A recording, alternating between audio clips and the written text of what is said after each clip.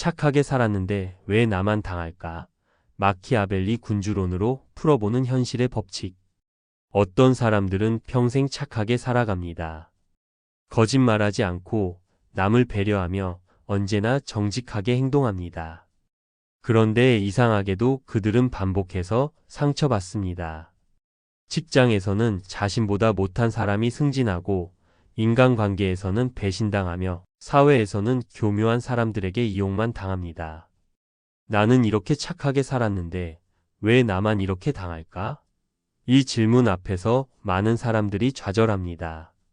세상이 불공평하다고 느끼고 자신의 선함이 오히려 약점이었다는 것을 깨닫게 됩니다. 하지만 포기하기에는 너무 억울합니다. 오늘 우리는 500년 전 한 남자의 이야기를 통해 이 질문의 답을 찾아보려 합니다. 그의 이름은 니콜로 마키아벨리. 그가 쓴 책 한 권이 세상을 뒤흔들었습니다. 바로 군주론입니다. 많은 사람들이 마키아벨리를 오해합니다. 그를 냉혹한 권모술수의 대가로만 여깁니다. 하지만 그의 진짜 메시지는 다릅니다. 그는 이상과 현실 사이에서 고통받는 사람들에게 살아남는 법을 알려주려 했습니다.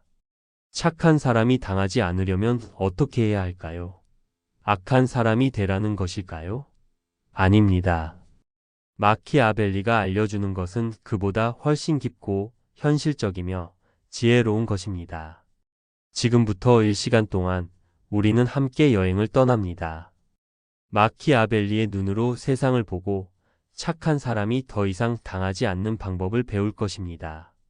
일부 마키아벨리 몰락한 천재의 탄생. 1513년 이탈리아 피렌체 근교의 작은 농장.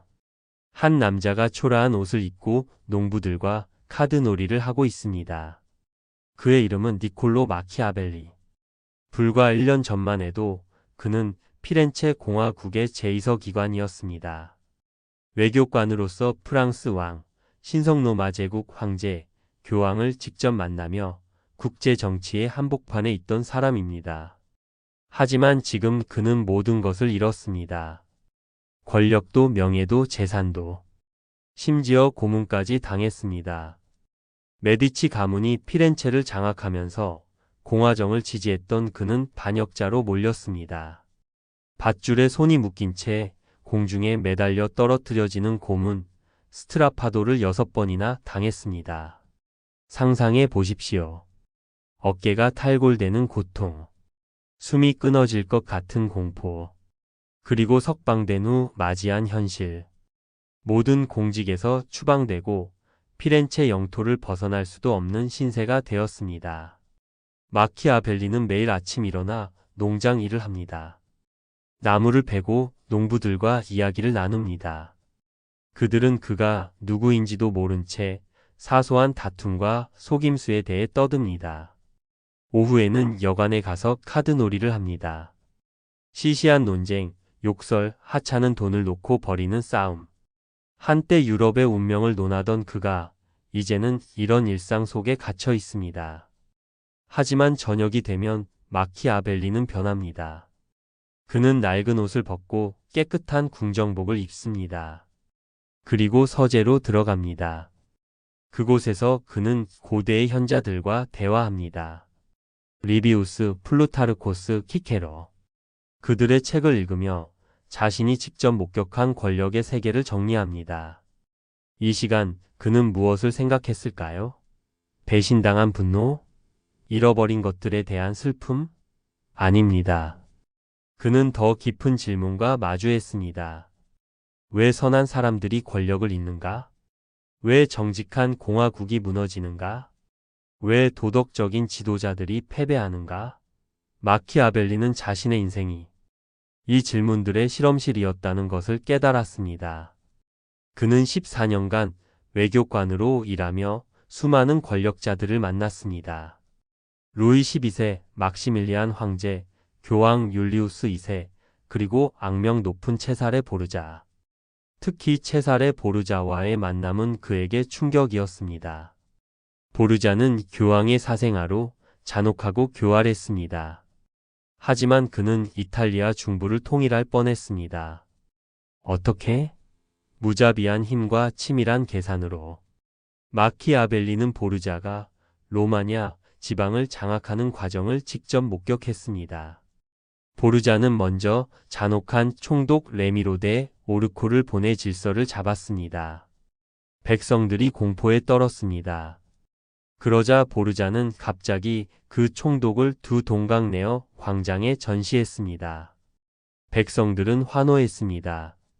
폭군에게서 해방되었다고 생각했으니까요. 하지만 마키아벨리는 알았습니다. 이 모든 것이 계획된 연극이었다는 것을. 보르자는 처음부터 총독을 희생양으로 만들 계획이었습니다. 잔혹함은 총독에게 돌리고 자비로움은 자신이 가져가는 것. 완벽한 정치극이었습니다. 이것을 보면서 마키아벨리는 전율했습니다. 도덕적 분노가 아니라 지적 전율이었습니다. 권력이란 이런 것이구나. 그는 깨달았습니다. 권력은 선한 의도만으로 얻어지는 것이 아니라는 것을. 때로는 사자의 힘과 여우의 지혜가 필요하다는 것을. 하지만 여기서 중요한 것이 있습니다. 마키아벨리는 보르자를 좋아하지 않았습니다. 오히려 그는 공화정을 사랑했습니다. 백성이 주인인 나라를 꿈꿨습니다. 그런데 왜 그는 잔혹한 군주에 대해 썼을까요? 여기에 마키아벨리의 진짜 비극이 있습니다. 그는 알았습니다. 이상만으로는 세상을 지킬 수 없다는 것을. 선한 의도만으로는 악한 세력에게 짓밟힌다는 것을. 피렌체 공화국이 무너진 이유도 바로 그것이었습니다. 너무 순진했고 너무 이상적이었으며 현실의 잔혹함을 이해하지 못했습니다. 그래서 그는 결심합니다. 진실을 쓰기로. 사람들이 듣고 싶어 하는 아름다운 거짓말이 아니라 듣기 싫어도 알아야 하는 냉혹한 진실을 쓰기로. 그렇게 몇 달 밤을 보낸 후 1513년 12월 한 권의 책이 완성됩니다. 군주론.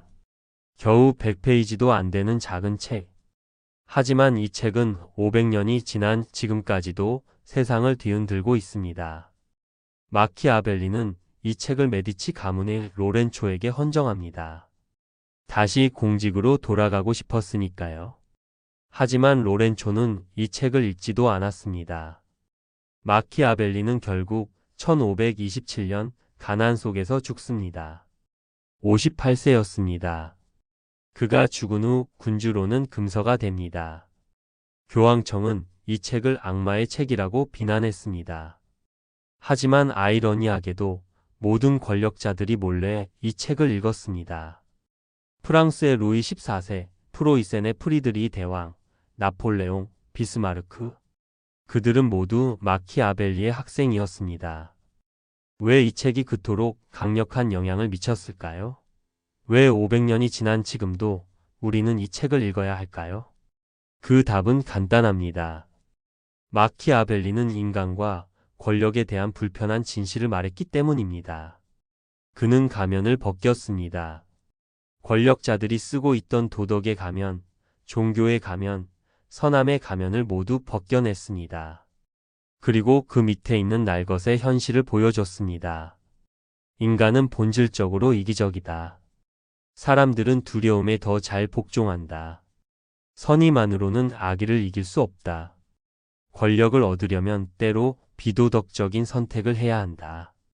이것이 마키아벨리즘입니다. 많은 사람들이 이것을 순수한 악으로 여깁니다. 하지만 그것은 오해입니다. 마키아벨리는 악을 찬양하지 않았습니다. 그는 다만 선한 사람들이 현실을 이해하지 못해서 당하는 것을 참을 수 없었습니다.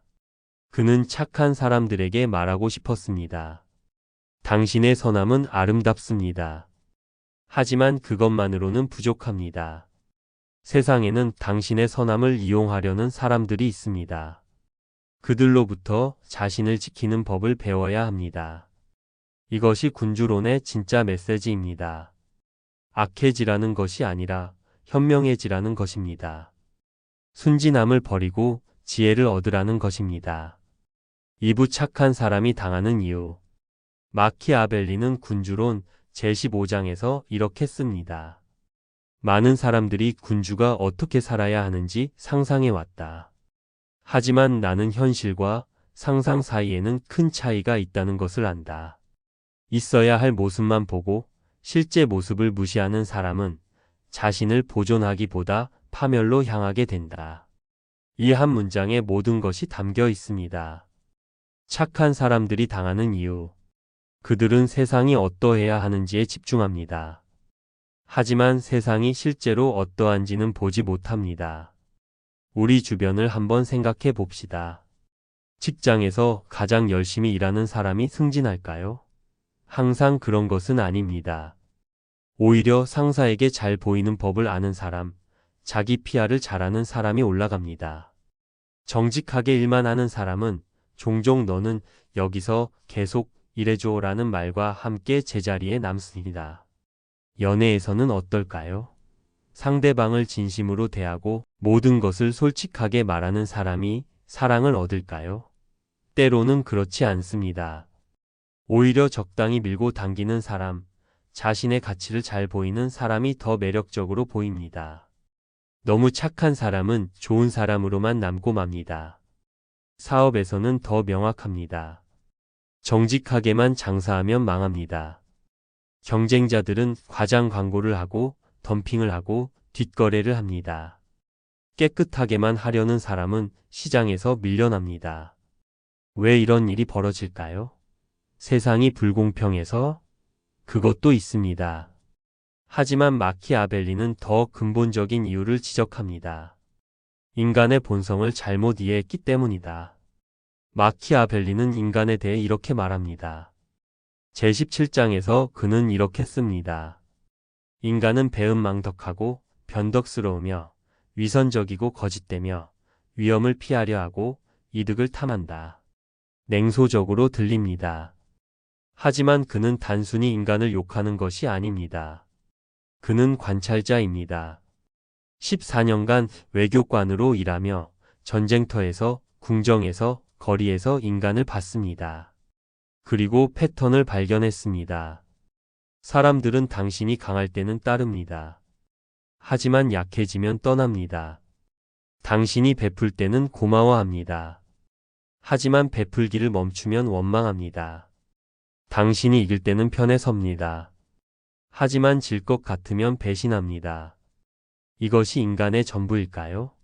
아닙니다. 인간은 복잡합니다.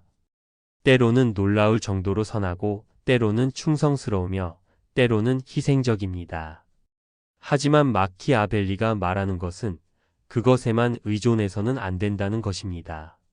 착한 사람들의 가장 큰 실수는 이것입니다. 그들은 다른 사람들도 자신처럼 선할 것이라고 믿습니다.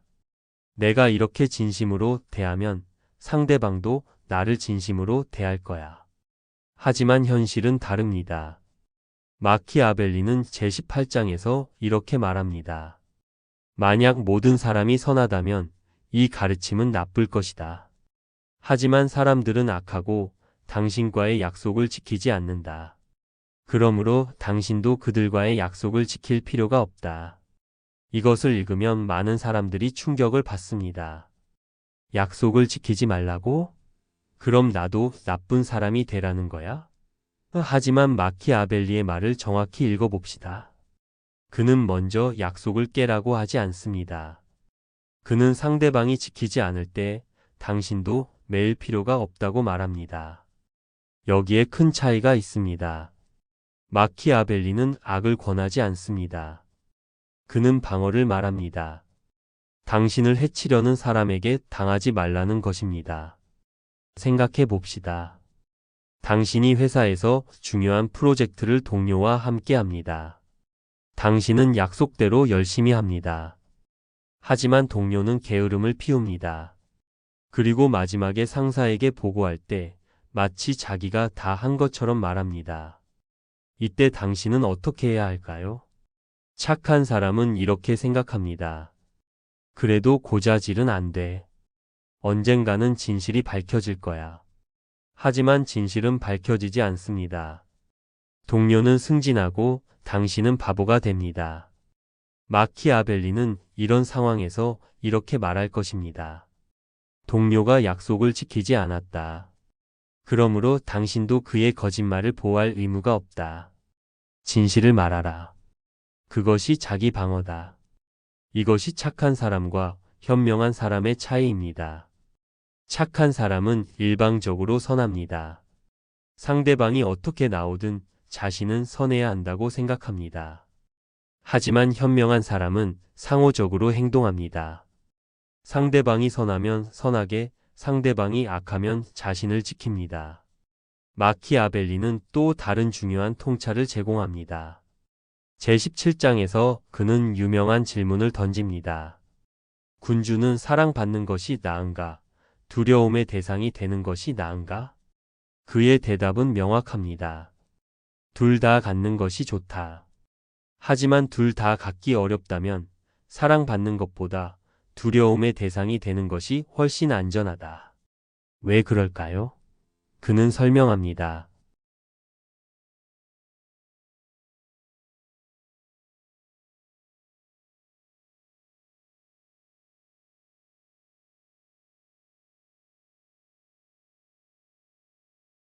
사랑은 인간이 주는 의무의 끈으로 연결되어 있다. 하지만 인간은 악함으로 자신의 이익을 위해서라면 언제든 그 끈을 끊는다. 반면 두려움은 처벌에 대한 공포로 유지되므로 절대 사라지지 않는다. 이것도 냉소적으로 들립니다. 하지만 우리 경험을 돌이켜 봅시다. 당신이 너무 착해서 아무에게도 거절하지 못하는 사람이라고 합시다. 사람들은 당신을 좋아할까요? 처음에는 그럴 수 있습니다. 하지만 곧 당신을 이용합니다. 당신에게 부탁하면 절대 거절하지 않는다는 것을 알기 때문입니다.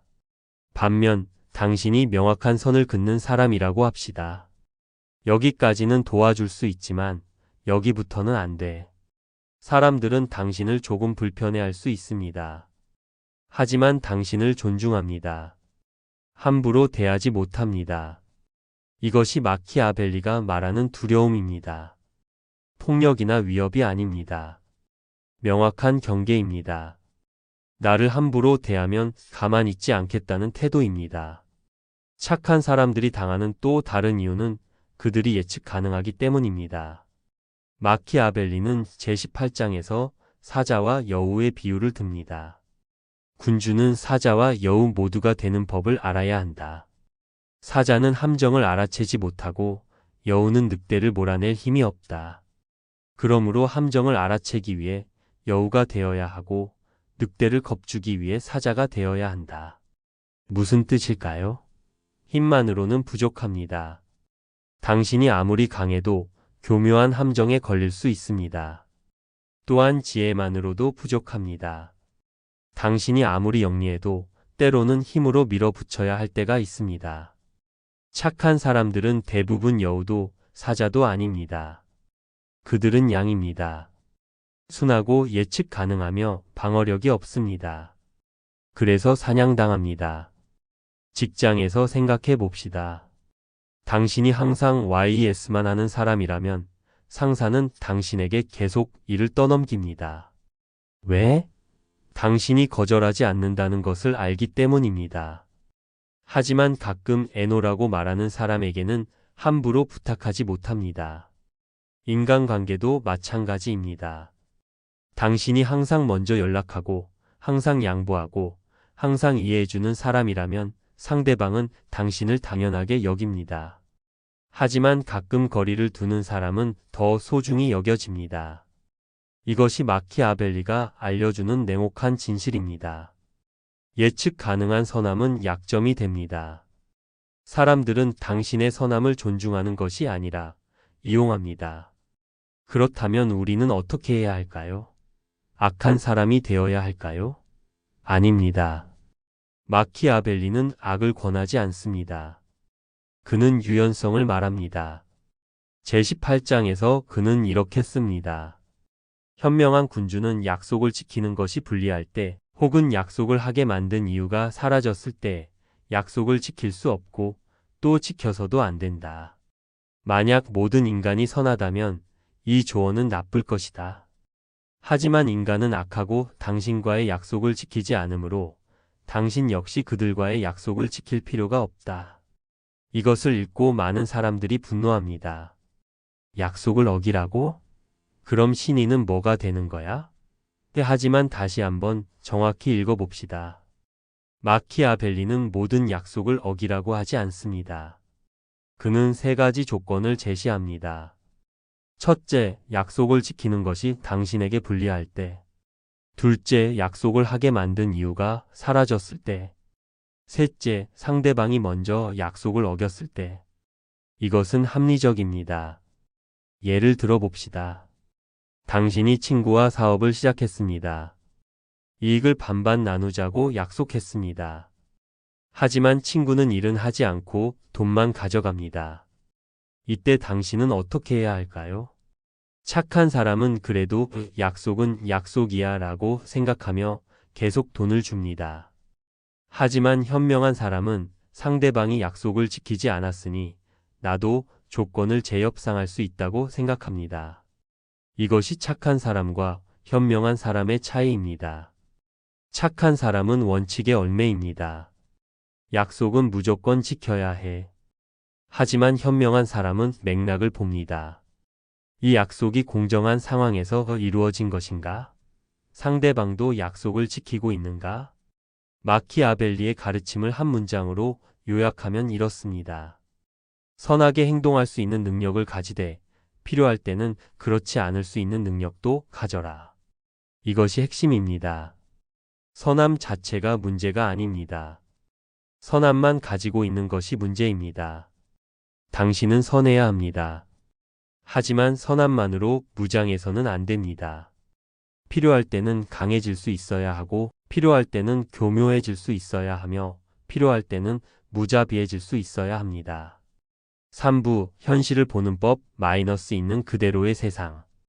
마키아벨리가 우리에게 주는 가장 큰 선물은 무엇일까요? 그것은 현실을 보는 눈입니다. 그는 제15장에서 이렇게 말합니다. 내 의도는 이것을 이해하는 사람들에게 유용한 무언가를 쓰는 것이다. 그래서 나는 상상의 것보다 사물의 실제 진실을 따르는 것이 더 적절하다고 생각했다. 이것이 무엇을 의미할까요? 당시 다른 정치 이론가들은 모두 이상적인 군주상을 그렸습니다. 플라톤의 철인왕, 아우구스티누스의 신의 도시, 토마스 아퀴나스의 기독교 군주. 그들은 모두 군주는 이래야 한다고 말했습니다. 하지만 마키아벨리는 달랐습니다. 그는 군주는 실제로 이렇다고 말했습니다. 이것이 혁명이었습니다. 처음으로 누군가가 도덕적 판단을 내려놓고 권력을 과학적으로 분석한 것입니다. 우리 삶에서도 마찬가지입니다. 착한 사람들이 당하는 가장 큰 이유는 그들이 세상을 있는 그대로 보지 않기 때문입니다. 그들은 세상이 어때야 하는지만 생각합니다. 사람들은 진실을 말하는 사람을 존중해야 해. 열심히 일하는 사람이 인정받아야 해. 선한 사람이 복을 받아야 해. 모두 맞는 말입니다. 하지만 해야 한다와 한다 사이에는 큰 차이가 있습니다. 현실에서는 종종 그렇지 않습니다. 마키아벨리는 제15장에서 계속 말합니다. 많은 사람들이 결코 존재하지도 알려지지도 않은 공화국과 군주국을 상상해왔다. 하지만 사람들이 실제로 사는 방식과 살아야 하는 방식 사이에는 너무나 큰 차이가 있어서 해야 할 것을 위해 실제로 하는 것을 무시하는 사람은 자신을 보존하기보다는 파멸을 배우게 된다. 강력한 경고입니다. 이상에 사로잡혀 현실을 무시하면 당신은 파멸한다는 것입니다. 직장을 예로 들어봅시다. 당신은 이렇게 믿고 싶습니다. 실력이 있으면 인정받을 거야. 그래서 당신은 조용히 일만 합니다. 자기 PR은 하지 않습니다. 내일이 말해줄 거야 라고 생각합니다. 하지만 현실은 어떨까요? 당신의 상사는 당신이 무슨 일을 하는지 정확히 모릅니다. 그는 너무 바쁩니다. 그는 보이는 것만 봅니다. 그리고 누가 보입니까? 회의에서 적극적으로 발언하는 사람. 보고를 잘하는 사람. 상사와 자주 커피를 마시는 사람. 당신은 분노할 수 있습니다. 이건 불공평해. 회사는 실력으로 평가해야 해. 맞습니다. 해야 합니다. 하지만 하지 않습니다. 이것이 현실입니다. 현명한 사람은 이 현실을 받아들입니다. 그는 여전히 열심히 일합니다. 하지만 동시에 자기 일을 보이게 만듭니다. 상사에게 정기적으로 보고하고 회의에서 발언하며 자신의 기여를 명확히 합니다. 이것은 비도덕적인 것이 아닙니다. 이것은 현실적인 것입니다. 마키아벨리는 제19장에서 또 다른 중요한 관찰을 합니다. 군주는 잔인하다는 평판을 두려워하지 말아야 한다. 왜냐하면 너무 자비로워서 무질서가 일어나도록 내버려 두는 것보다 몇 가지 본보기가 되는 처형으로 더 자비로울 수 있기 때문이다. 이것을 읽으면 많은 사람들이 소름 끼쳐 합니다. 처형이 자비롭다고? 하지만 마키아벨리의 논리를 따라가 봅시다. 한 나라가 무질서에 빠졌습니다. 도둑질, 강도, 살인이 만연합니다. 자비로운 왕은 사람을 죽일 수 없어라고 생각하며 아무것도 하지 않습니다. 결과는 수천 명이 범죄로 죽습니다. 반면 현실적인 왕은 가장 악질적인 범죄자 몇 명을 공개 처형합니다. 잔인해 보입니다. 하지만 결과는 범죄가 급격히 줄어들고 수천 명의 생명이 구해집니다. 어느 쪽이 진짜 자비일까요? 이것이 마키아벨리가 말하는 효과적인 현실주의입니다.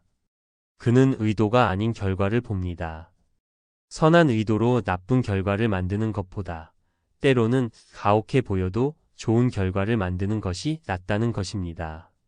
우리 삶에서도 마찬가지입니다. 부모가 자녀를 너무 사랑해서 아무것도 혼내지 않는다고 합시다. 자녀는 버릇없이 자랍니다. 사회에 나가서 고생합니다. 이것이 진짜 사랑일까요? 반면 부모가 필요할 때 엄격하게 훈육한다면 아이는 순간 서럽겠지만 올바르게 자랍니다. 어느 쪽이 진짜 사랑일까요? 마키아벨리는 우리에게 감정과 결과를 분리하라고 말합니다. 당신이 선하게 느끼는 것과 실제로 선한 결과를 만드는 것은 다릅니다. 또 다른 예를 들어봅시다. 당신에게 계속 돈을 빌려가는 친구가 있습니다. 당신은 거절하지 못합니다. 친구인데 어떻게 거절해? 하지만 그 친구는 계속 빌려가기만 하고 갚지 않습니다. 관계는 점점 나빠집니다. 착한 사람은 계속 빌려줍니다. 친구를 도와야 해. 하지만 현명한 사람은 딱 잘라 말합니다. 미안하지만 이제는 못 빌려줘. 이전에 빌려간 것부터 갚아. 냉정해 보입니다. 하지만 이것이 진짜 우정을 지키는 방법입니다. 왜? 계속 빌려주면 결국 당신은 원망하게 되고 친구는 당신을 ATM으로 보게 되며 관계는 파괴됩니다. 하지만 명확한 선을 그으면 건강한 관계가 유지됩니다. 마키아벨리의 현실주의는 냉소주의가 아닙니다. 그는 세상을 증오하지 않습니다. 오히려 그는 세상을 사랑합니다. 피렌체를, 이탈리아를, 인류를 사랑합니다. 하지만 그는 사랑만으로는 부족하다는 것을 압니다. 제15장에서 그는 운명에 대해 이야기합니다. 많은 사람들이 운명은 바꿀 수 없다고 믿습니다. 뭘 해도 소용없어. 내 팔자가 이런 걸. 하지만 마키아벨리는 반박합니다. 나는 운명이 우리 행동의 절반을 지배하지만 나머지 절반은 우리에게 맡긴다고 생각한다. 그는 유명한 비유를 듭니다. 운명은 강물과 같다고. 강물이 범람하면 모든 것을 쓸어갑니다. 하지만 미리 제방을 쌓아두었다면 강물을 통제할 수 있습니다. 마찬가지로 운명도 그것을 막을 힘이 준비되지 않은 곳에서만 그 힘을 발휘한다. 무슨 뜻일까요? 당신이 착하기만 하고 대비하지 않으면 운명에 휩쓸립니다.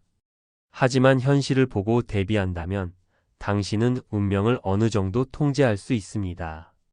직장에서 당신이 해고당할 위험을 전혀 생각하지 않는다고 합시다. 나는 열심히 일하니까 괜찮을 거야. 하지만 갑자기 회사가 구조 조정을 합니다. 당신은 준비 없이 실업자가 됩니다. 반면 당신이 현실적이라면 언제든 해고당할 수 있어라고 생각하며 미리 대비합니다. 네트워크를 만들고 스킬을 업데이트하고 비상금을 모읍니다. 설령 해고당해도 당신은 금방 다음 기회를 찾습니다. 이것이 현실을 보는 것입니다. 비관주의가 아닙니다. 준비입니다. 마키아벨리는 제육장에서 가장 위대한 지도자들을 분석합니다. 모세, 키루스, 로물루스, 테세우스. 그들의 공통점은 무엇일까요? 그들은 운명에게서 기회만 받았을 뿐이다. 기회는 그들에게 재료를 주었고 그들은 그것으로 원하는 형태를 만들었다. 여기에 심오한 진리가 있습니다. 위대한 사람들도 모든 것을 가지고 시작하지 않았습니다. 그들은 기회를 받았고 그것을 활용했습니다. 당신도 마찬가지입니다. 당신은 완벽한 상황에서 시작하지 않았을 것입니다. 아마도 불공평한 대우를 받았고 배신당했으며 좌절했을 것입니다. 하지만 그 안에도 기회가 있습니다. 착한 사람은 불공평에 분노하며 멈춥니다. 하지만 현명한 사람은 불공평 속에서도 기회를 찾습니다. 이 상황에서 내가 배울 수 있는 것은 무엇인가? 이것을 어떻게 활용할 수 있는가? 마키아벨리가 우리에게 가르치는 현실주의는 이것입니다. 세상은 공평하지 않습니다. 선한 사람이 항상 이기지 않습니다. 악한 사람이 종종 성공합니다. 이것이 현실입니다. 하지만 이 현실에 절망할 필요는 없습니다. 오히려 이 현실을 이해하고 그 안에서 생존하고 나아가 번영하는 법을 배워야 합니다. 마키아벨리는 회피하지 않습니다. 그는 직면합니다. 그리고 우리에게 같은 용기를 요구합니다. 세상이 어때야 하는지 꿈꾸는 것을 멈추고 세상이 실제로 어떤지 보라고. 그래야만 당신은 더 이상 당하지 않습니다. 그래야만 당신은 진정으로 선함을 지킬 수 있습니다. 역설적이게도 현실을 직시하는 것이 이상을 지키는 방법입니다. 사부, 사자와 여우 마이너스 힘과 지혜의 균형. 마키아벨리의 가장 유명한 가르침 중 하나는 제18장에 나옵니다. 바로 사자와 여우의 비유입니다. 전투하는 방법에는 두 가지가 있다. 하나는 법으로, 다른 하나는 힘으로. 첫 번째는 인간에게 고유한 것이고 두 번째는 짐승에게 고유한 것이다. 하지만 첫 번째만으로는 종종 충분하지 않으므로 두 번째를 사용할 필요가 있다. 그리고 그는 계속합니다. 군주는 짐승을 잘 사용하는 법을 알아야 하며 짐승 중에서도 여우와 사자를 선택해야 한다. 사자는 함정으로부터 자신을 지킬 수 없고 여우는 늑대로부터 자신을 지킬 수 없다. 그러므로 함정을 알아보기 위해 여우가 되어야 하고 늑대를 겁주기 위해 사자가 되어야 한다. 이 비유에는 깊은 의미가 담겨 있습니다. 우리 삶을 한번 들여다봅시다. 사자만 되려는 사람이 있습니다. 그는 정면 승부만 합니다. 힘으로 정직하게 당당하게. 난 떳떳하게 살아라고 말합니다. 존경스럽습니다. 하지만 위험합니다. 왜? 세상에는 함정이 많기 때문입니다. 직장에서 생각해 봅시다. 당신이 정직하고 강직한 사람입니다. 부당한 지시에 정면으로 반대합니다. 이건 잘못됐습니다. 라고 당당히 말합니다. 사자 같습니다. 하지만 정치적인 동료는 당신을 함정에 빠뜨립니다. 교묘하게 당신의 말을 왜곡하고 상사에게 저 사람은 회사에 반항적입니다. 라고 보고합니다. 당신은 억울하게 밉보입니다. 왜? 사자는 함정을 못 보기 때문입니다. 정면에 적은 물리칠 수 있어도 뒤에서 파는 구덩이는 못 봅니다. 반대로 여우만 되려는 사람도 있습니다. 그는 영리하고 교묘합니다. 항상 뒤를 돌아보고 정치적으로 움직이며 함정을 피합니다. 하지만 그에게도 약점이 있습니다. 힘이 없다는 것. 같은 직장 상황에서 여우 같은 사람은 함정을 미리 알아챕니다. 동료가 자신을 모함하려는 것을 눈치챕니다. 하지만 그는 무엇을 할 수 있을까요? 그에게 힘이 없다면 그는 계속 피하기만 할 뿐입니다. 늑대가 정면으로 덤비면 여우는 도망칠 수밖에 없습니다. 마키아벨리는 말합니다. 둘 다 되어야 한다고. 사자처럼 강해야 하고 여우처럼 영리해야 한다고. 이것이 무엇을 의미할까요? 구체적인 예를 들어봅시다. 당신이 팀 리더라고 합시다. 팀원 중 한 명이 계속 게으름을 피웁니다. 당신은 어떻게 해야 할까요? 사자만 되는 사람은 즉시 호통칩니다. 왜 일을 안 해? 당장 해.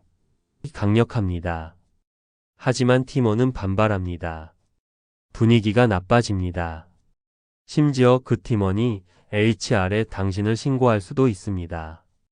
여우만 되는 사람은 교묘하게 압력을 넣습니다. 회의에서 은근히 그 사람의 성과 부족을 언급하고 다른 팀원들이 눈치채게 만듭니다. 영리합니다. 하지만 직접적인 해결이 안 됩니다. 문제는 계속됩니다. 사자이면서 여우인 사람은 어떻게 할까요? 먼저 그는 상황을 분석합니다. 여우. 왜 이 사람이 게으름을 피울까? 개인적인 문제인가? 아니면 의도적인가? 이 사람을 징계하면 어떤 결과가 생길까? 그는 모든 함정을 고려합니다. 그리고 나서 그는 행동합니다. 사자. 1:1 면담을 잡습니다. 명확하게 말합니다. 당신의 성과가 기대에 못 미칩니다. 2주 안에 개선되지 않으면 공식적인 경고를 할 수밖에 없습니다. 강력하지만 증거를 남기고 절차를 따릅니다. 이것이 사자와 여우의 결합입니다. 영리하게 준비하고 강력하게 실행합니다. 연애에서도 마찬가지입니다. 사자만 되는 사람은 감정을 솔직하게 표현합니다. 나 너 좋아해. 사귀자. 용감합니다. 하지만 타이밍을 모릅니다. 상대방이 아직 준비가 안 됐을 수도 있습니다. 너무 빨리 들이밀면 부담을 줍니다. 여우만 되는 사람은 교묘하게 접근합니다. 눈치를 보고 신호를 읽으며 조심스럽게 다가갑니다. 하지만 결정적인 순간에 고백을 못합니다. 기회를 놓칩니다. 친구로만 남습니다. 사자이면서 여우인 사람은 먼저 상대방의 감정을 읽습니다. 여우. 관심이 있는지 타이밍이 맞는지 파악합니다. 그리고 적절한 순간에 명확하게 고백합니다. 사자. 두렵지만 용기를 냅니다. 이것이 마키아벨리가 말하는 균형입니다. 당신은 강해야 합니다. 하지만 무식하게 강하면 안 됩니다. 당신은 영리해야 합니다. 하지만 비겁하게 영리하면 안 됩니다. 마키아벨리는 제18장에서 계속해서 중요한 말을 합니다. 현명한 군주는 약속을 지키는 것이 자신에게 불리할 때, 그리고 약속을 하게 만든 이유가 사라졌을 때 약속을 지킬 수도 없고 지켜서도 안 된다. 많은 사람들이 이 대목에서 마키아벨리를 비난합니다. 하지만 그의 말을 끝까지 들어봅시다. 만약 모든 사람이 선하다면 이 조언은 나쁠 것이다. 하지만 사람들은 악하고 당신과의 약속을 지키지 않을 것이므로 당신 역시 그들과의 약속을 지킬 필요가 없다. 여기서 핵심은 상호성입니다. 마키아벨리는 일방적인 배신을 말하는 것이 아닙니다. 그는 자기 방어를 말합니다. 현실을 봅시다. 당신이 계약을 맺었습니다. 당신은 약속을 지킵니다.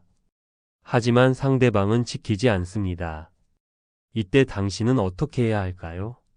착한 사람은 그래도 나는 약속을 지켜야 해라고 생각합니다. 그리고 계속 손해를 봅니다.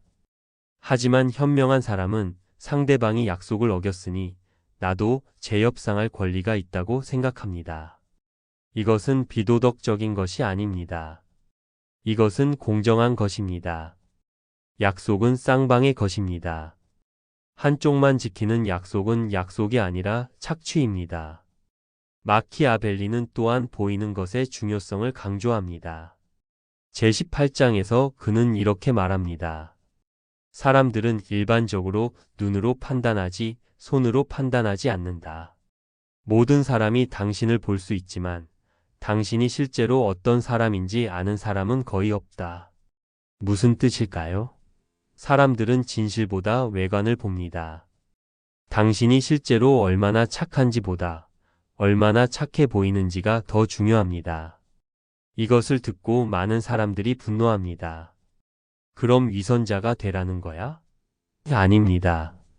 마키아벨리는 더 현실적인 것을 말합니다. 당신이 정말로 좋은 일을 많이 한다고 합시다. 하지만 아무도 모릅니다.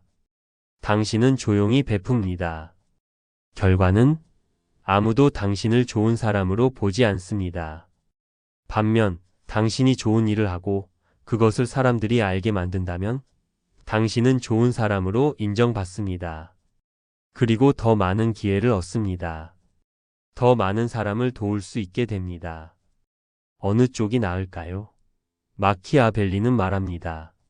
선한 일을 하되 그것이 알려지게 하라고. 이것은 위선이 아닙니다. 이것은 효과적인 선함입니다. 사업에서도 마찬가지입니다. 당신이 정말 좋은 제품을 만든다고 합시다. 하지만 마케팅을 안 합니다. 제품이 좋으면 알아서 팔리겠지. 하지만 안 팔립니다. 왜? 아무도 모르니까요. 반면 조금 덜 좋은 제품이라도 마케팅을 잘하면 잘 팔립니다. 불공평해 보입니다. 하지만 이것이 현실입니다. 마키아벨리는 이상주의자가 아닙니다. 하지만 냉소주의자도 아닙니다. 그는 현실주의자입니다. 그는 말합니다. 세상은 이렇게 돌아간다. 당신이 이것을 좋아하든 싫어하든 이것이 현실이다. 그러니 이 현실 안에서 어떻게 살아남고 번영할지 배워라. 사자와 여우의 교훈은 이것입니다. 당신은 힘과 지혜를 모두 가져야 합니다. 정직함과 전략을 모두 가져야 합니다. 원칙과 유연성을 모두 가져야 합니다. 착한 사람은 원칙만 있습니다. 나는 이렇게 살아야 해. 하지만 세상은 원칙만으로 살기에는 너무 복잡합니다. 현명한 사람은 원칙도 있고 유연성도 있습니다. 나는 이렇게 살고 싶다. 하지만 상황에 따라 조정할 수 있다. 마키아벨리는 제15장에서 비르투브이알트에 대해 말합니다. 이 단어는 보통 역량 또는 탁월함으로 번역됩니다. 그는 말합니다. 운명 포투너는 강력하지만 비르투가 있는 사람은 운명과 맞설 수 있다고. 비르투란 무엇일까요? 그것은 상황에 맞게 자신을 조정하는 능력입니다. 때로는 사자가 되고 때로는 여우가 되는 능력입니다. 때로는 자비롭고 때로는 잔혹한 능력입니다. 많은 사람들이 일관성을 미덕으로 여깁니다. 나는 항상 같은 사람이야. 하지만 마키아벨리는 반대로 말합니다. 상황이 바뀌는데 당신이 바뀌지 않으면 당신은 파멸한다고. 생각해 봅시다. 평화로운 시기에는 자비로운 리더가 좋습니다. 하지만 전쟁 시기에도 자비롭기만 하면 나라가 망합니다. 반대로 평화로운 시기에 잔혹하면 백성이 반란을 일으킵니다. 현명한 리더는 시기에 맞게 변합니다. 이것은 위선이 아닙니다. 이것은 지혜입니다. 당신의 삶도 마찬가지입니다. 젊을 때는 도전적이어야 합니다. 위험을 감수하고 실패하고 배워야 합니다. 하지만 나이가 들면 신중해야 합니다. 쌓아온 것을 지켜야 합니다. 한 가지 방식만 고집하는 사람은 어느 시점에선가 잘못됩니다. 유연한 사람이 살아남습니다. 오부, 두려움과 사랑 마이너스 인간관계의 진실. 마키아벨리의 가장 유명하고도 논란이 많은 질문은 제17장에 나옵니다. 사랑받는 것과 두려움의 대상이 되는 것 중 어느 것이 나은가? 그의 대답은 명확합니다. 둘 다 갖는 것이 좋겠지만 둘을 함께 갖기는 어려우므로 사랑받는 것보다 두려움의 대상이 되는 것이 훨씬 더 안전하다. 이 말을 들으면 많은 사람들이 움찔합니다. 사랑받지 말고 두려움의 대상이 되라고? 그럼 독재자가 되라는 거야? 하지만 마키아벨리의 논리를 따라가 봅시다. 그는 설명합니다.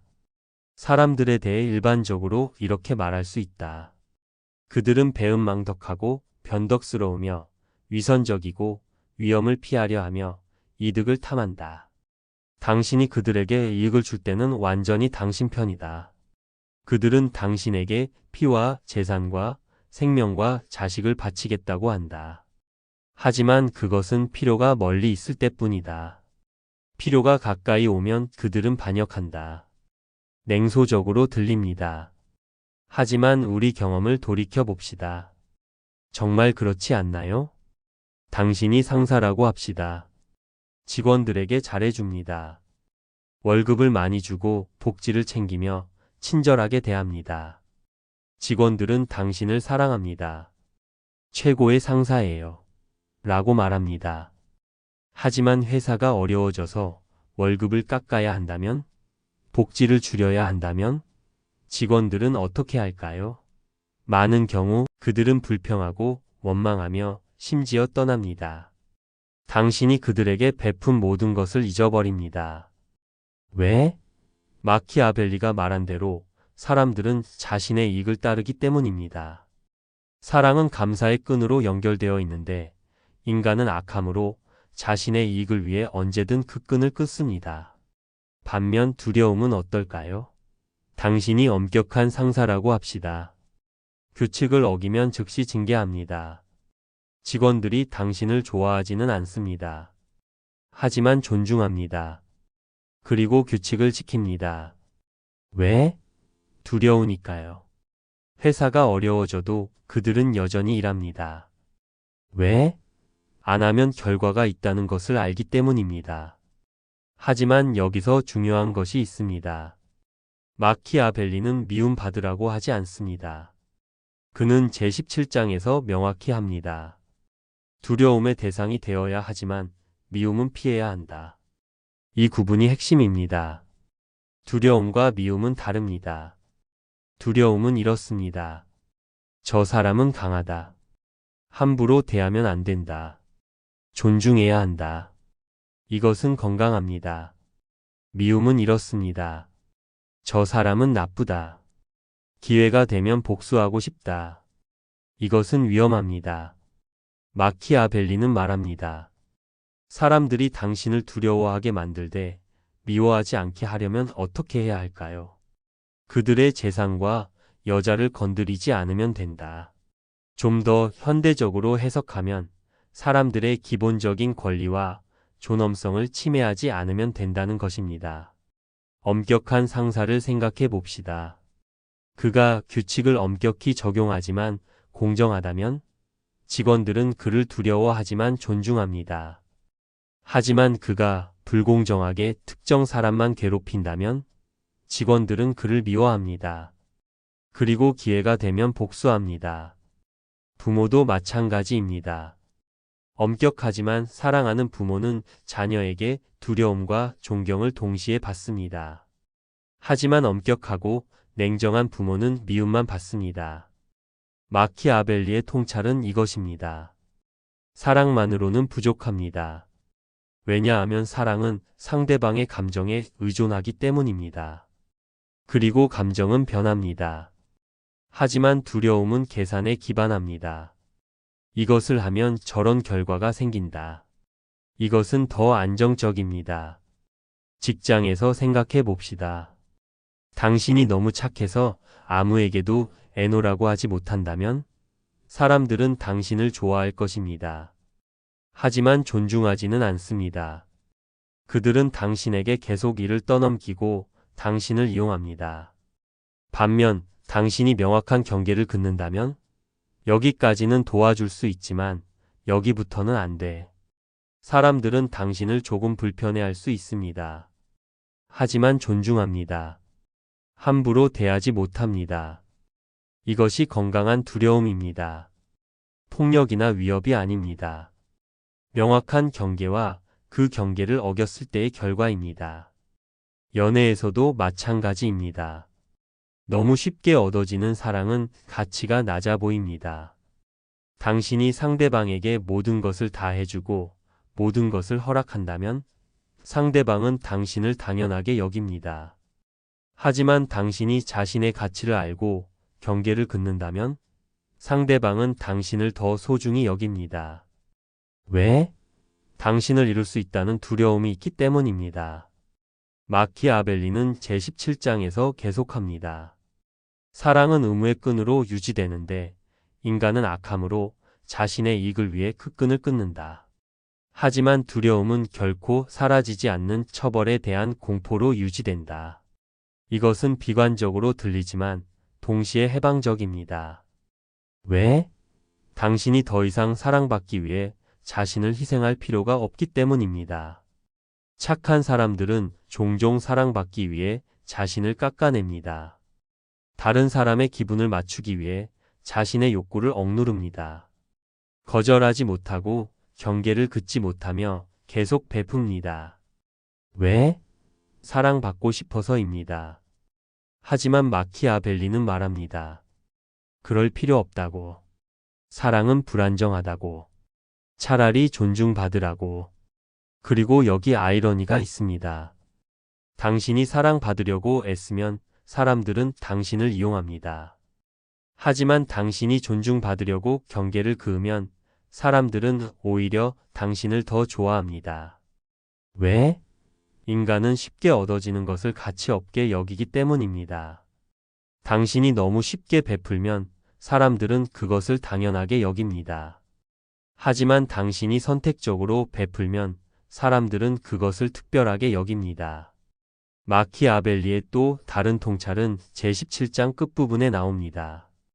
군주는 잔인하다는 평판을 두려워하지 말아야 한다. 그는 체살의 보르자의 예를 듭니다. 보르자는 잔혹했지만 로마냐를 통일하고 평화를 가져왔습니다. 반면 피렌체는 잔혹하다는 평판을 피하려다 피스토이아를 파괴하게 내버려뒀습니다. 그러므로 군주는 백성을 통합하고 충성스럽게 만들기 위해서라면 잔인하다는 평판을 개의치 말아야 한다. 왜냐하면 몇 가지 본보기가 되는 처벌로 그는 너무 자비로워서 무질서가 일어나도록 내버려두는 사람들보다 더 자비로울 것이기 때문이다. 이것은 깊은 역설입니다. 때로는 작은 잔혹함이 큰 자비를 만듭니다. 부모를 생각해 봅시다. 자녀가 위험한 행동을 합니다. 착한 부모는 혼내기 싫어서 넘어갑니다. 아직 어리니까. 하지만 자녀는 계속 위험한 행동을 합니다. 결국 큰 사고가 납니다. 반면 현명한 부모는 즉시 강력하게 훈육합니다. 자녀는 울고 서럽습니다. 부모도 마음이 아픕니다. 하지만 자녀는 배웁니다. 그리고 큰 사고를 피합니다. 어느 쪽이 진짜 자비일까요? 회사도 마찬가지입니다. 문제 있는 직원을 자비롭게 계속 감싸면 다른 직원들이 사기가 떨어집니다. 열심히 해도 안 해도 똑같네. 결국 팀 전체가 무너집니다. 하지만 즉시 공정하게 징계하면 순간 냉혹해 보이지만 팀 전체가 건강해집니다. 마키아벨리가 우리에게 가르치는 것은 이것입니다. 진짜 자비는 항상 부드러운 것이 아닙니다. 때로는 강해야 합니다. 때로는 단호해야 합니다. 때로는 거절해야 합니다. 착한 사람들은 이것을 이해하지 못합니다. 그들은 자비 부드러움이라고 생각합니다. 하지만 현명한 사람들은 압니다. 진짜 자비는 결과를 봅니다. 당신이 친구에게 계속 돈을 빌려줍니다. 자비롭습니다. 하지만 친구는 그 돈으로 도박을 합니다. 당신의 자비가 친구의 파멸을 돕고 있습니다. 진짜 자비는 거절하는 것입니다. 안 돼. 넌 지금 도움이 필요한 게 아니라 변화가 필요해. 이것이 두려움과 사랑에 대한 마키아벨리의 가르침입니다. 사랑받으려고 자신을 희생하지 마십시오. 존중받으십시오. 명확한 경계를 그으십시오. 그리고 필요할 때는 강하십시오. 역설적이게도 이렇게 할 때 사람들은 당신을 더 사랑합니다. 진정한 사랑은 두려움이 없는 것이 아니라 건강한 경계 위에 세워진 것입니다. 육부 악을 행하는 법 - 필요하게 기술. 마키아벨리의 가장 충격적인 가르침은 제8장에 나옵니다. 제목부터 도발적입니다. 악행으로 권력을 얻은 자들에 대하여 그는 두 가지 사례를 듭니다. 아가토클레스와 리베로토 다 페르모.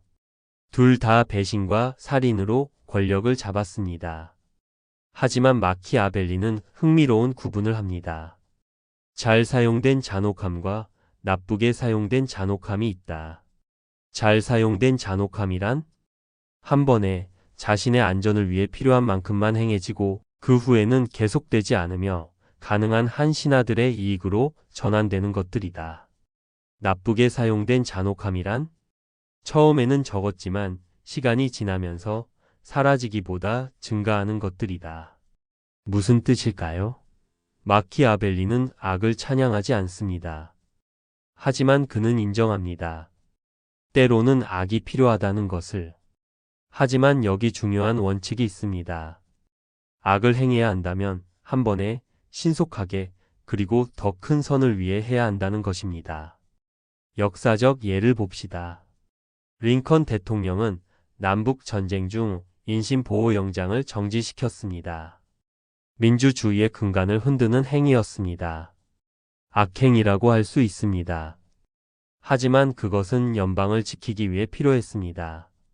그리고 전쟁이 끝나자 즉시 복구했습니다. 만약 그가 계속 독재 권력을 휘둘렀다면 그는 폭군이 되었을 것입니다. 하지만 그는 필요한 만큼만 잠시만 사용했습니다. 이것이 잘 사용된 잔혹함입니다. 우리 삶에서는 어떨까요? 당신이 팀을 맡았는데 팀이 완전히 망가져 있습니다. 게으른 사람들, 불평하는 사람들, 일을 방해하는 사람들로 가득합니다.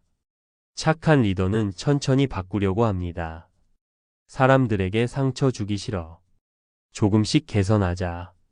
하지만 이것은 효과가 없습니다. 문제는 계속되고 팀은 계속 망가집니다. 현명한 리더는 어떻게 할까요? 처음 한 달 안에 강력하게 행동합니다. 문제 있는 사람들을 정리하고 명확한 규칙을 세우며 본보기를 보입니다. 냉혹해 보입니다. 사람들은 충격받습니다.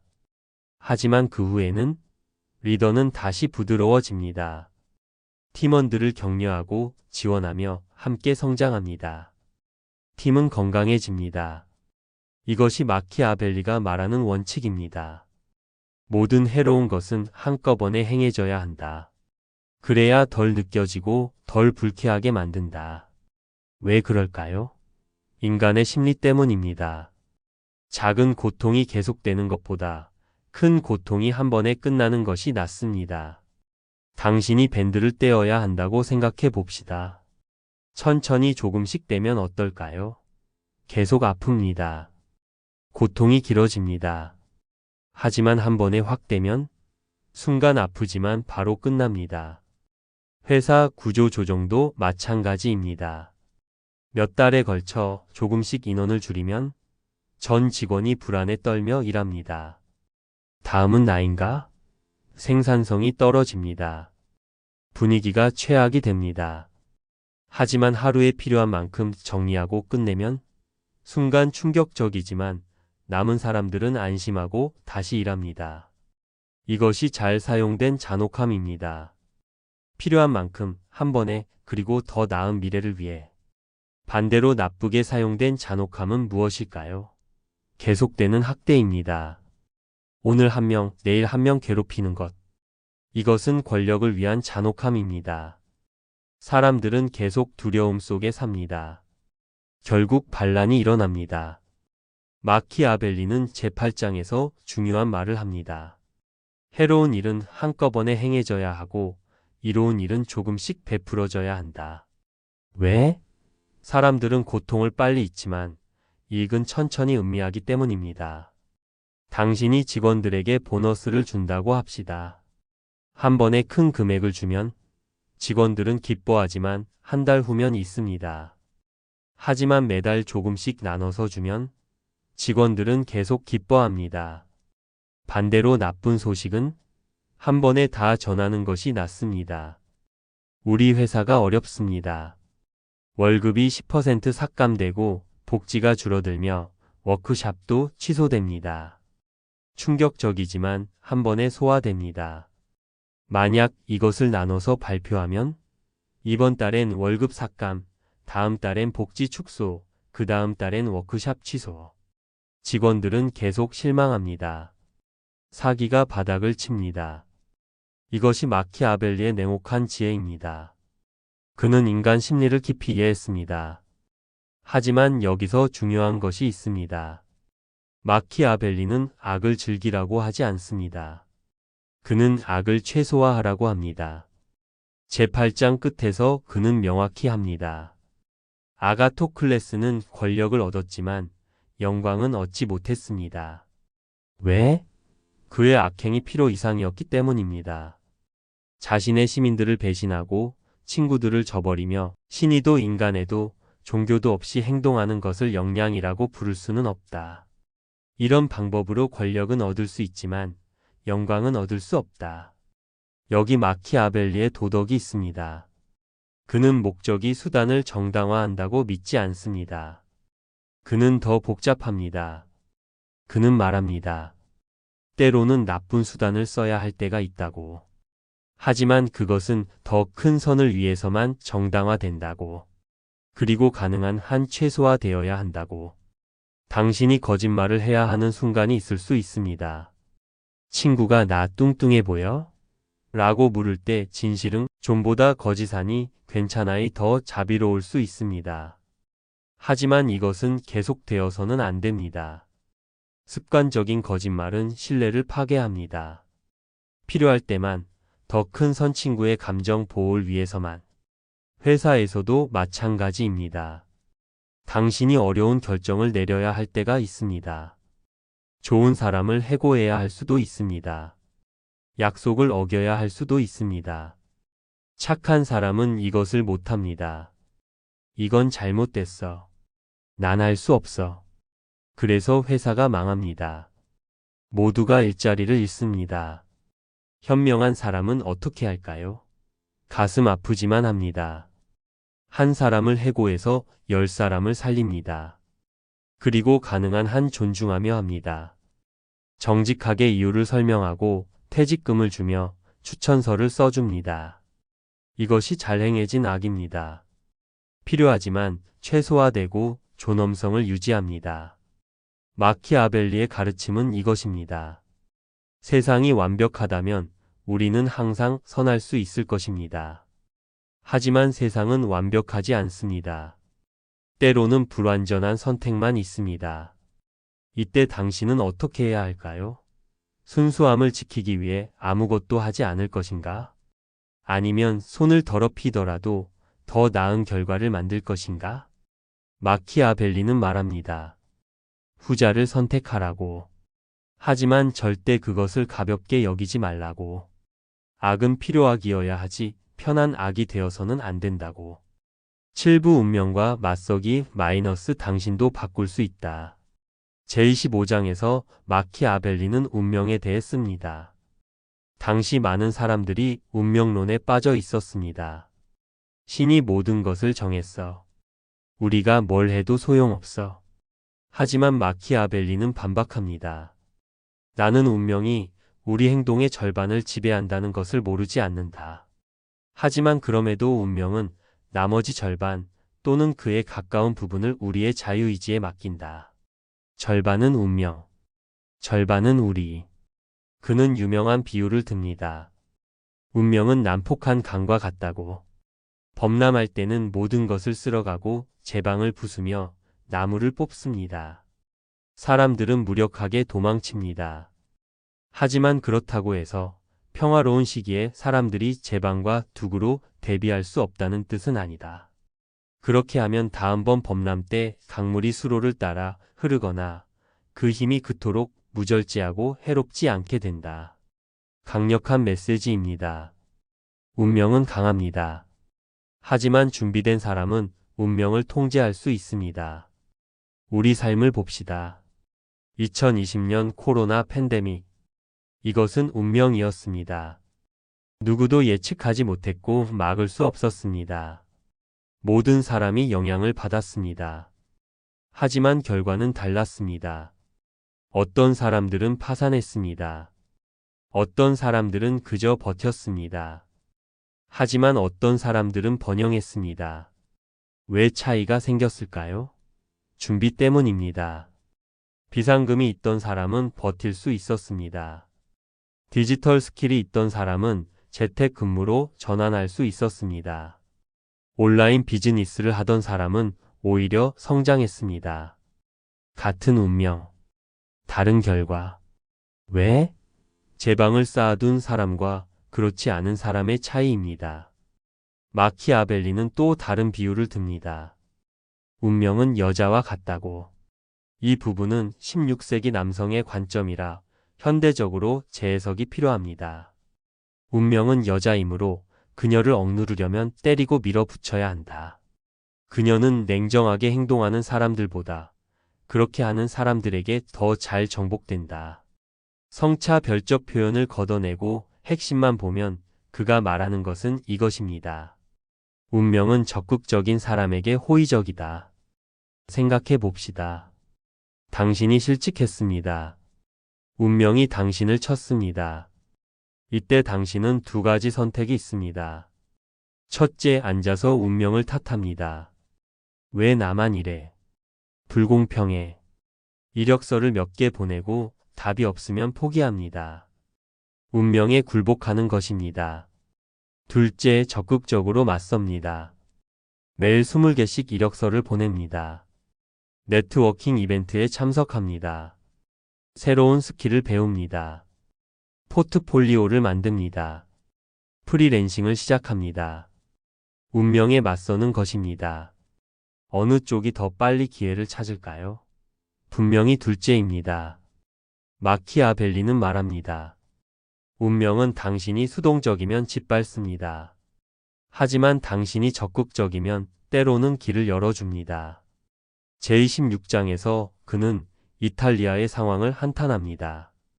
이탈리아는 분열되어 있고 외세의 침략에 시달립니다. 많은 이탈리아인들이 운명을 탓합니다. 우리 운명이 이래.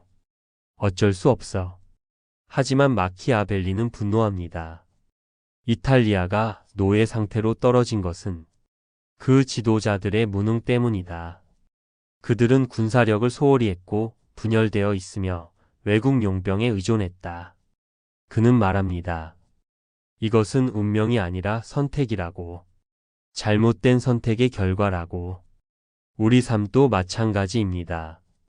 당신이 지금 어려운 상황에 있다면 그것이 100% 운명 때문일까요? 아니면 그중 일부는 당신의 선택 때문일까요? 정직하게 돌아봅시다. 당신이 준비하지 않은 것은 없나요? 배워야 할 것을 미룬 적은 없나요? 경고 신호를 무시한 적은 없나요? 착한 사람들은 종종 자기 반성을 하지 않습니다. 왜?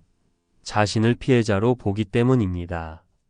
나는 착하게 살았는데 세상이 나쁜 거야. 이것은 편합니다.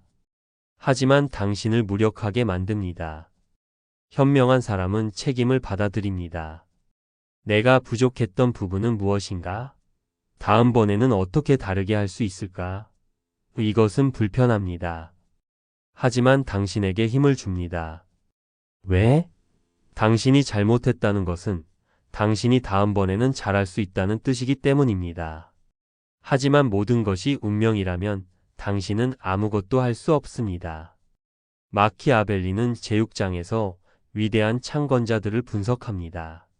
모세, 키루스, 로물루스, 테세우스. 그들은 어떻게 위대해졌을까요?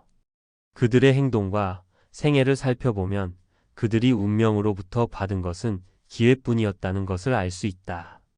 모세는 이스라엘 백성이 이집트에서 노예였기 때문에 기회를 얻었습니다. 키루스는 페르시아인들이 메디아에 불만을 품었기 때문에, 로물루스는 알바에서 버림받았기 때문에 그들의 상황은 좋지 않았습니다. 오히려 최악이었습니다. 하지만 그들은 그 안에서 기회를 받습니다. 기회가 그들에게 재료를 주었고 그들의 역량이 그 재료를 형태로 만들었다. 기회 없이는 그들의 정신의 역량이 소멸되었을 것이고 역량 없이는 기회가 헛되게 왔을 것이다. 심오합니다. 기회는 모든 사람에게 옵니다. 하지만 준비된 사람만 그것을 붙잡습니다. 당신의 삶을 돌아보십시오. 당신도 기회가 있었을 것입니다. 하지만 놓쳤을 수도 있습니다. 왜? 준비가 안 됐거나, 알아보지 못했거나, 용기가 없었거나. 하지만 괜찮습니다. 기회는 또 옵니다. 마키아벨리가 말하듯 운명의 바퀴는 계속 돌기 때문입니다. 때로는 당신을 아래로 떨어뜨리지만 때로는 위로 올려놓습니다. 중요한 것은 준비하는 것입니다. 제방을 쌓는 것입니다. 스킬을 배우고 관계를 만들고 자원을 축적하고 지혜를 얻는 것입니다. 그러면 다음번에 기회가 올 때 당신은 준비되어 있을 것입니다. 그리고 그 기회를 붙잡아 당신의 운명을 바꿀 것입니다. 마키아벨리의 메시지는 희망적입니다. 그는 말합니다. 당신은 무력하지 않다고. 비록 세상이 불공평하고 운명이 가혹할지라도 당신에게는 여전히 힘이 있다고. 절반의 힘. 하지만 그 절반으로도 당신은 놀라운 것을 할 수 있습니다.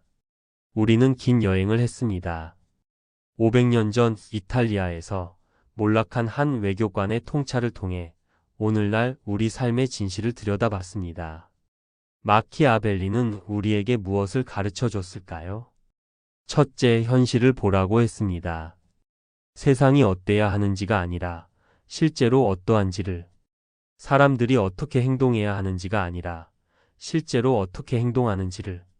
둘째, 선함만으로는 부족하다고 했습니다. 당신은 선해야 합니다. 하지만 동시에 강해야 하고 영리해야 하며 필요할 때는 무자비해질 수 있어야 합니다. 셋째, 사자와 여우가 되라고 했습니다. 힘과 지혜를 모두 가지라고. 정면 승부도 할 수 있고 함정도 피할 수 있어야 한다고. 넷째, 사랑받으려 하지 말고 존중받으라고 했습니다. 명확한 경계를 긋고 당신을 함부로 대하는 사람에게는 결과를 보여주라고.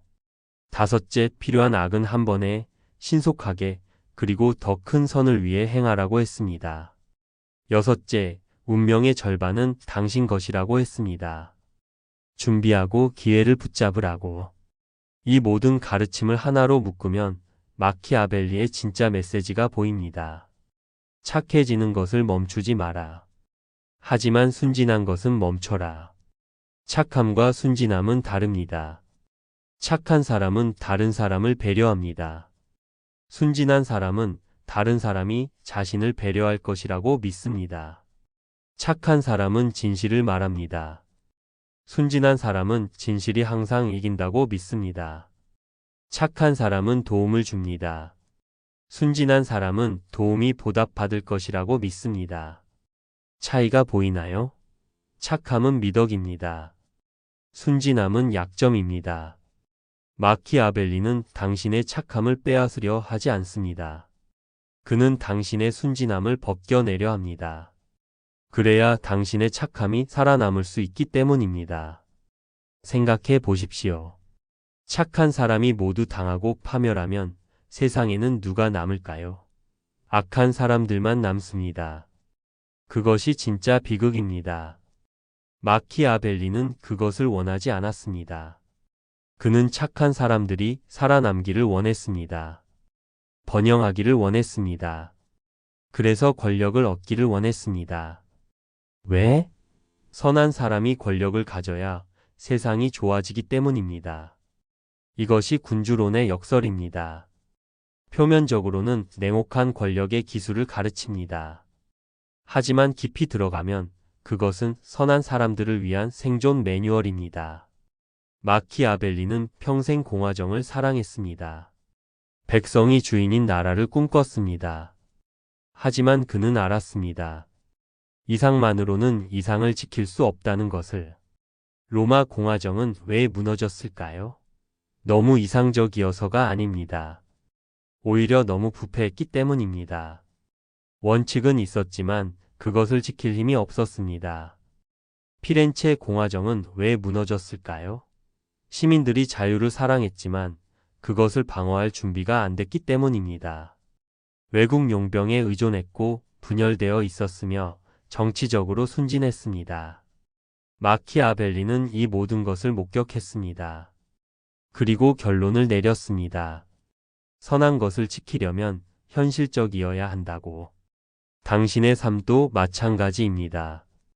당신이 지키고 싶은 것이 있다면 마이너스 당신의 가족, 당신의 일, 당신의 꿈, 당신의 가치. 마이너스 그것을 지킬 힘을 길러야 합니다. 그 힘은 근육이 아닙니다. 그것은 지혜입니다. 현실을 보는 눈입니다. 사람을 읽는 능력입니다. 타이밍을 아는 감각입니다. 필요할 때 강해지는 용기입니다. 이제 구체적으로 생각해 봅시다. 내일부터 당신은 무엇을 다르게 할 수 있을까요? 첫째, 경계를 그으십시오. 당신을 이용하는 사람에게 애노라고 말하십시오. 처음에는 어렵습니다. 하지만 연습하십시오.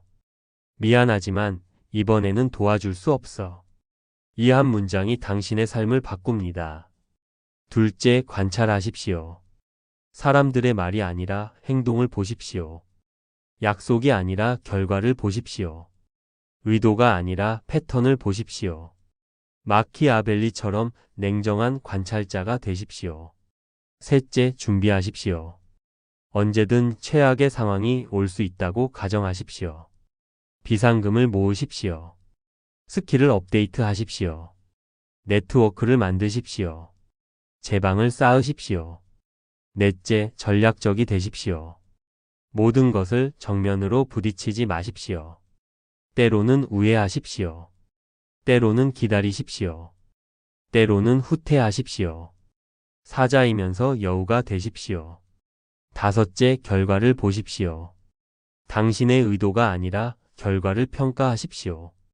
당신이 선하게 느끼는 것이 아니라 실제로 선한 결과를 만드는지 보십시오. 여섯째, 용기를 내십시오. 필요할 때는 불편한 결정을 내리십시오. 인기 없는 선택을 하십시오. 단기적 고통을 감수하고 장기적 이익을 택하십시오. 이 모든 것이 쉽지 않다는 것을 압니다. 당신은 착한 사람입니다. 이런 식으로 생각하는 것이 익숙하지 않을 것입니다. 어쩌면 배신감마저 느낄 수 있습니다. 내가 이렇게 계산적으로 변해야 하나? 하지만 이것은 계산적이 되는 것이 아닙니다. 이것은 현명해지는 것입니다. 이것은 당신의 선함을 버리는 것이 아니라 그것을 지키는 것입니다. 마키아벨리가 살았던 16세기 이탈리아는 잔혹했습니다. 전쟁, 배신, 음모가 일상이었습니다. 그 속에서 순진한 사람들은 짓밟혔습니다. 오늘날은 다릅니다. 우리는 법의 지배 아래 살고 인권이 보호되며 폭력은 금지됩니다. 하지만 인간의 본성은 변하지 않았습니다. 여전히 사람들은 이기적일 수 있습니다. 여전히 배신은 일어납니다. 여전히 교묘한 사람들이 순진한 사람들을 이용합니다. 그래서 마키아벨리의 가르침은 여전히 유효합니다. 형태는 바뀌었지만 본질은 같습니다. 당신이 직장에서, 사업에서, 인간관계에서 마주하는 도전들. 그것들은 모두 마키아벨리가 분석한 권력의 게임의 작은 버전들입니다. 그리고 같은 원칙들이 적용됩니다. 현실을 봐라. 준비하라. 강하고 영리하라. 상호적으로 행동하라. 결과를 봐라. 마지막으로 가장 중요한 것을 말씀드리겠습니다. 마키아벨리를 읽으면서 당신의 순수함을 잃지 마십시오. 냉소주의자가 되지 마십시오. 세상을 미워하지 마십시오. 마키아벨리 자신도 냉소주의자가 아니었습니다. 그는 이탈리아를 사랑했습니다. 자유를 사랑했습니다.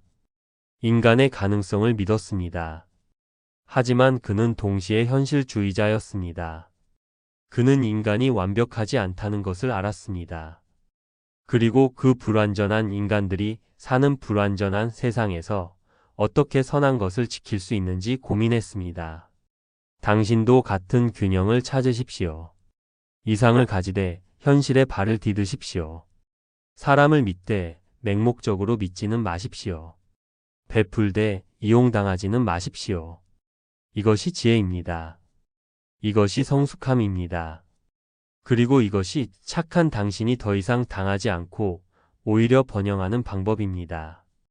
마키아벨리는 1527년 가난 속에서 죽었습니다. 그가 평생 추구한 공직 복귀는 이루어지지 않았습니다. 그의 군주로는 금서가 되었습니다. 하지만 500년이 지난 지금 그의 이름은 불멸입니다. 그의 통찰은 여전히 살아 있습니다. 그리고 지금 이 순간 당신에게 말하고 있습니다. 세상은 냉혹하다. 하지만 당신은 그 안에서도 살아남을 수 있다. 번영할 수 있다. 당신의 선함을 지킬 수 있다. 단지 현명해지기만 하면 된다. 이것이 마키아벨리의 유산입니다. 그리고 이제 당신의 선택입니다. 계속 순진하게 살면서 당할 것인가? 아니면 현명해져서 당신의 선함을 지킬 것인가? 답은 명확합니다. 당신은 착한 사람입니다. 그것을 바꾸지 마십시오. 하지만 이제 현명한 사람도 되십시오. 그래서 당신의 착함이 약점이 아니라 힘이 되게 하십시오. 당신이 세상의 빛이 되게 하십시오. 하지만 그 빛이 꺼지지 않도록 지혜로 지키십시오. 이것이 마키아벨리가 500년 전 초라한 농장에서 촛불 아래에서 당신에게 전하려 했던 메시지입니다. 들으셨습니까? 이제 당신의 차례입니다.